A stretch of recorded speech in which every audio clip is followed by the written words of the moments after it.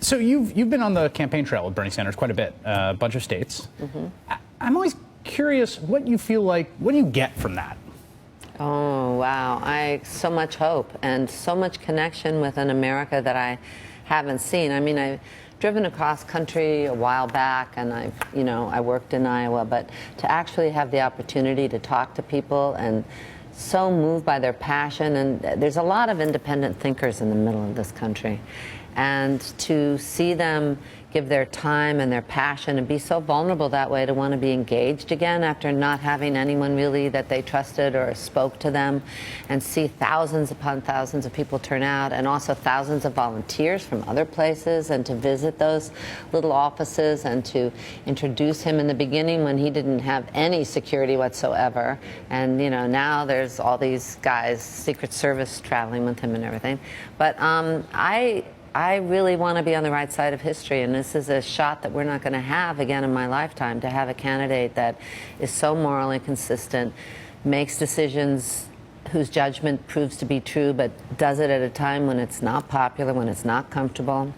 A candidate who's not taken any money from fracking or Monsanto or super PACs or Wall Street or all of the big farm, which all the other candidates have.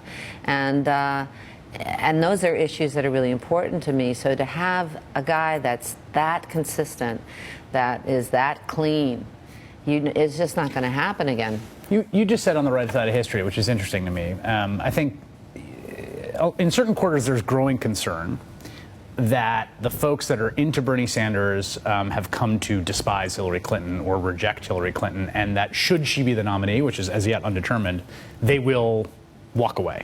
That's a legitimate concern, because they're very passionate and very principled. But isn't that crazy?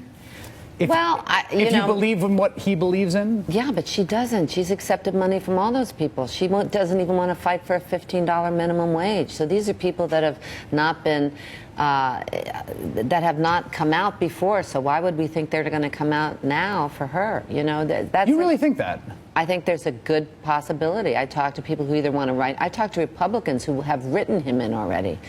And they just feel like she's not authentic, that she's a liar, that they don't trust her. So what difference does it make? If you're a small farmer and you're worried about fracking on your property, in Idaho they just passed a bill where they can frack on private land, and that she's taken money from fracking. Why would you think that she's going to have your back? Well, because they make the argument that there are all kinds of politicians, Barack Obama is the one that Hillary Clinton cites all the time, who have done things to effectively rein in industries or reform industries that they've taken money from. I'd like to see that. No, I don't buy it at all, because she's been selling fracking all over the world. There's her talking about Monsanto and how clean, not talking about Roundup or what they put in it or what it's done to our economy. And they know that jobs are going out. Bernie doesn't voted against NAFTA.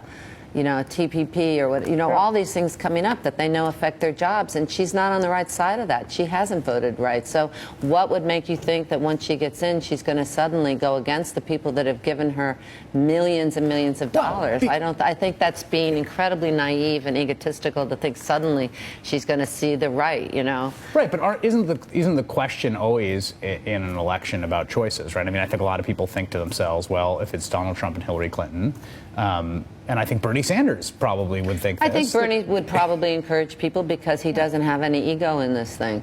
But I think a lot of people are sorry. I just can't bring myself to do that. How about you personally? I don't know. I'm going to see what happens. Really? Really. I cannot believe that as you're watching the rise, well, Donald some Trump people feel Donald Trump will bring the revolution immediately. If he gets in, then things will really... Oh, you're saying the Leninist model of heighten the contradictions? Yeah. Some people feel that. Don't you think that's dangerous? I think that what's going on now, if you think that it's pragmatic to shore up the status quo right now, then you're not in touch with the status quo. The status quo is not working, and I think it's dangerous to think that we can continue the way we are with a militarized police force, with privatized prisons, with the death penalty, with a low minimum wage, with threats to women's rights, and think that you can't do something huge to turn that around, because the country is not in good shape. If you're in the middle class, it's disappearing.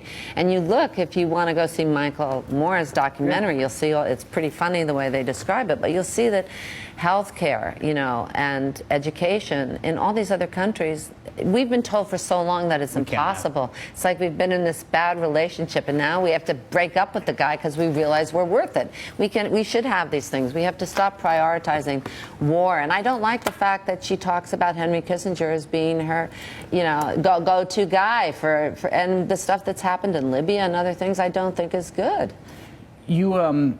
You've been doing pretty amazing work with refugees in Greece. You've been going over there and meeting them as they're coming out of Syria and across Turkey, and sometimes about to make this very perilous journey. Afghanistan, Somalia, all different places. Honestly, I haven't been doing as much as all the volunteers that are there. The only thing, I just got so fed up with this fear-based negative dialogue, mostly from Trump, but everybody else was picking up and not, you know, taking on this issue because it had been something that's been politicized as opposed to a moral problem. And so I'm watching this and I'm thinking, you know, my grandfather was an immigrant from Sicily to escape that war. He was 15.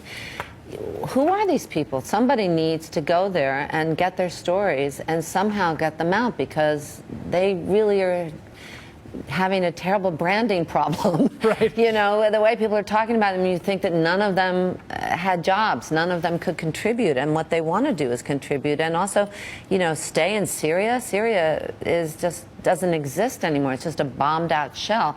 So I thought, well, maybe if I go over unaffiliated just by myself and I can talk to people and take some pictures and get some stories, then maybe people will start to at least have a dialogue that's more human and not just these people as concepts, which is a terrible thing, to reduce anyone to just concepts, which is what had happened. Yeah. Susan Sarandon, it's a great pleasure to have you here. Thank you. Come back anytime. That went by so fast. I know, television. It's happened. I know.